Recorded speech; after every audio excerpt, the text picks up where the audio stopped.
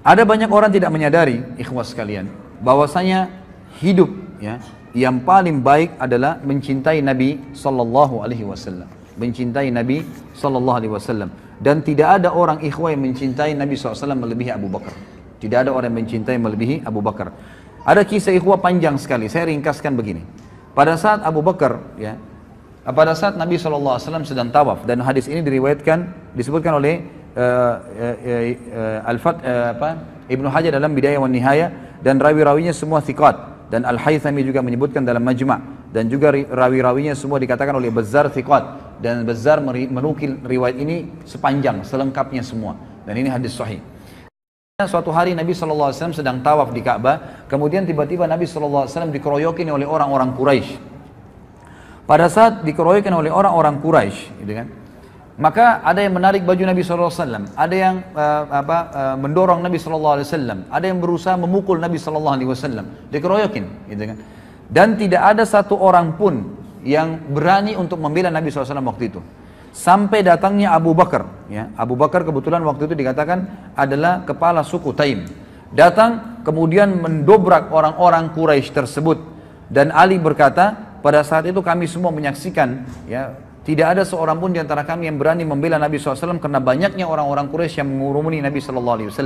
Sampai datangnya Abu Bakar, lalu Abu Bakar memindahkan mereka satu persatu, mendorong dan memukuli satu sama yang lain sambil berkata, ya, apakah kalian mau membunuh seseorang yang mengatakan Tuhanku Allah? Lalu datanglah orang-orang Quraisy mengurumuni Abu Bakar sampai datangnya seseorang yang bernama Utbah bin Rabi'ah.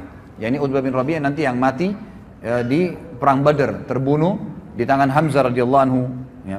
Maka Utbah bin Rabi'ah pun memegang Abu Bakar lalu menghantamkan sendal yang terisikan dengan dobel karet yang keras ke wajah Abu Bakar dan menjatuhkan Abu Bakar ke tanah, lalu duduk di atas dadanya dan terus memukuli Abu Bakar sampai tidak bisa dibedakan antara hidung dan wajah Abu Bakar karena banyaknya darah yang mengalir, dan akhirnya Abu Bakar pun terpinsankan. Lalu datanglah suku Taim membela Abu Bakar, sampai-sampai mereka memikul Abu Bakar ya dengan dengan kain, sehelai kain, dan mereka membawa ke rumahnya. Dan waktu itu Ummul Khair, ya, ibunya Abu Bakar masih ada, dan Ummu Khair pun ini duduk sambil menyangka Abu Bakar anaknya sudah meninggal dunia.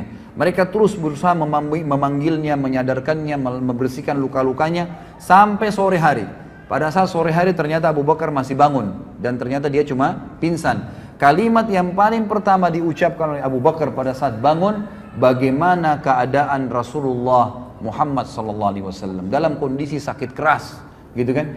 Lalu orang-orang sukunya yang kafir-kafir, yang memang tadinya memang membela karena kesukuan, mengatakan tinggalkan saja dia. Bukannya dia peduli dirinya, malah dia peduli dengan temannya, gitu kan? Maka Abu Bakar pun tetap mengucapkan kalimat, bagaimana keadaan Rasulullah kepada ibunya. Kata Ummul Khair, waktu itu belum masuk Islam ya, dia mengatakan saya tidak tahu tentang keadaan temanmu.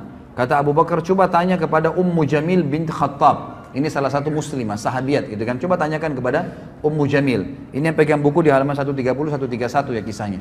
130 sampai 131. Jadi ini saya ringkaskan. Sekarang saya sedang bahas 131 di paragraf pertama. Pergilah kepada Ummu Jamil binti Khattab, tanya kepadanya. Ummu Jamil ini kebetulan seorang sahabiat yang sudah masuk Islam, gitu kan. Lalu datanglah Ummu Jamil kepada Abu Bakar, lalu berkata, Abu Bakar mengatakan, bagaimana keadaannya Rasulullah SAW? Kata Ummu Jamil, ada ibumu, Ummul Khair. Kata Abu Bakar, tidak ada masalah, sampaikan saja.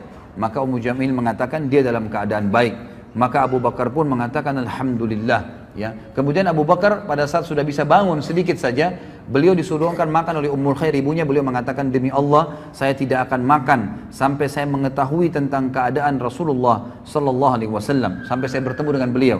Maka Ummul Khair pun ibunya dan Ummu Jamil meminta Abu Bakar agar bersabar dulu sampai orang-orang selesai bubar semua, ya, karena ini keadaannya tadi tegang, dikeroyokin, ya, orang berkelahi pada saat itu. Setelah itu keduanya memikul Abu Bakar sampai di depan Nabi SAW, dan pada saat tiba di sana Rasulullah SAW pun mencium Abu Bakar, ya, mencium Abu Bakar, dan kaum muslimin menyaksikan masalah tersebut. Lalu Rasulullah SAW sangat terharu melihat keadaannya, hidungnya sudah hancur, gitu kan, penuh dengan darah semua, dan tidak bisa ngomong pun, tergagak-gagak ngomongnya. Lalu berkata, Ya, Abu Bakar, tidak ada apa-apa ya Rasulullah. Aku tidak apa-apa demi ibu dan ayahku tebusannya. Maksudnya ini biasa orang-orang Arab mengatakan begitu. Maksudnya Anda lebih berani daripada ibu dan ayah saya. Itu bukan sumpah ya, tapi perkataan santun diucapkan. Tebusannya ayah dan ibuku ya Rasulullah, aku tidak apa-apa. Terus Abu Bakar mengatakan sambil menangis dan Rasulullah SAW mengecup kepala Abu Bakar. Ya, dan ini ya, dan lalu Nabi SAW mendoakan Abu Bakar dengan doa yang baik, ya, doa yang baik. Lalu Abu Bakar sempat pada saat itu mengatakan, ya Rasulullah, ini ibu saya, Ummul Khair, orangnya baik, orangnya santun, ajaklah dia masuk Islam dan doakanlah. Maka Nabi SAW pun akhirnya ya mengajak masuk Islam dan masuk Islamlah Ummul Khair pada saat itu.